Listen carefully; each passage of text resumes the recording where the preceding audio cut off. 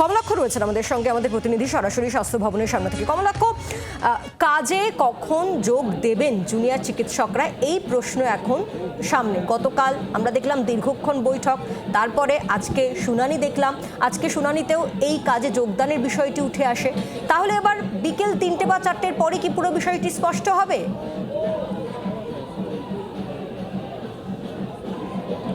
একেবারেই দেখো, জুনিয়র চিকিৎসকরা তারা একটা বৃহত্তর সংগঠন, বিভিন্ন মেডিকেল কলেজের চিকিৎসকরা সেই সংগঠনে রয়েছেন এবং তারা যাবতীয় সিদ্ধান্ত, প্রথম থেকে যাবতীয় সিদ্ধান্ত তারা যেগুলি নিচ্ছেন, তারা একযোগে তারা জেনারেল বডির মিটিং করে সেই সিদ্ধান্ত নিচ্ছেন।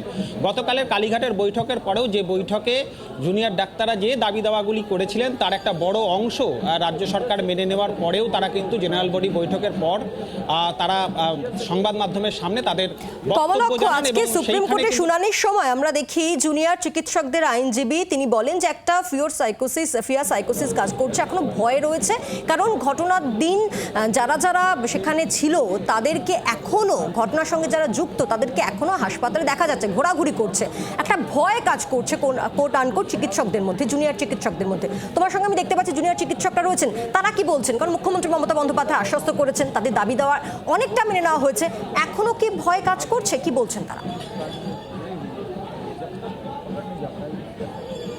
একেবারেই কিঞ্জল রয়েছেন আমার সঙ্গে, একটু কথা বলবো কিঞ্জলের সঙ্গে। কিঞ্জল, আজকে সুপ্রিম কোর্টের পর্যবেক্ষণে আমরা দেখলাম যে প্রধান বিচারপতি বলছেন একটা ফিয়ার সাইকোসিস কাজ করছে। কালকে মুখ্যমন্ত্রীর সঙ্গে দীর্ঘক্ষণের বৈঠক এবং এই ফিয়ার সাইকোসিস নিয়েই তোমাদের দীর্ঘদিনের দাবি বা লড়াই, সেই জায়গা থেকে এই মুহূর্তে কি মনে করছে সুপ্রিম কোর্টের অবজারভেশন? এবং বারবার বলা হচ্ছে যে জুনিয়র ডাক্তারদের এই আন্দোলনকে সংবেদনশীলতার সঙ্গে দেখতে হবে, কি বলবেন? দেখুন, ফিয়ার সাইকোসিস বলতে আমি আবারও বলছি, বিভিন্ন জায়গায়, স্বাস্থ্যের বিভিন্ন জায়গায় বিভিন্ন রকম যারা দুর্নীতির মাথায় বসে আছেন তারা কিন্তু এই ফিয়ার সাইকোসিসটা ক্রিয়েট করেছেন এতদিন ধরে। বিভিন্ন UG student, final year, intern, third year, second year, প্রত্যেকটি স্টুডেন্টকে ধমকি দেওয়া হয়েছে, তোদের ফেল করিয়ে দেবো তোরা যদি এগুলো না করিস, তোরা রেজিস্ট্রেশন পাবি না এগুলো যদি না করিস। আপনারা দেখেছেন এরকম অনেক অডিও ক্লিপ ভাইরাল হয়েছে, তো রেজিস্ট্রেশনটা ক্যান্সেল করে দেবো। এইগুলো কারা করছে, তাদের মোটিভ কী? এবং এই মানুষগুলোই কিন্তু এই সব জায়গার মাথাগুলোতে বসে আছে।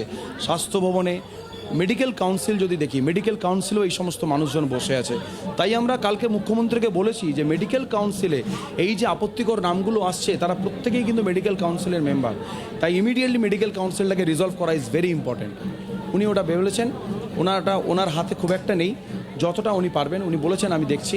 এবং আমরা বলেছি এই বিষয়ে একবারে তো সম্ভব নয়, আমরা বারবার আরও আলোচনা করব যতক্ষণ না এই জিনিসগুলো কমপ্লিট হচ্ছে। উনি তাদের রাজি আছেন। ফিরবেন কখন, কাজে ফিরবেনের কতদিন আর কত? আমাদের জিবি মিটিং হোক, জিবি মিটিং হওয়ার পরে আমরা আপনাদের জানাবো যে এই অবস্থান বিক্ষোভ কতদিন চলবে এবং আমাদের কাজে ফেরা নিয়ে সমস্ত জিনিস আমরা জানাবো। বাংলার আওয়াজ, বাঙালির আবেগ, জি 24 ঘন্টা।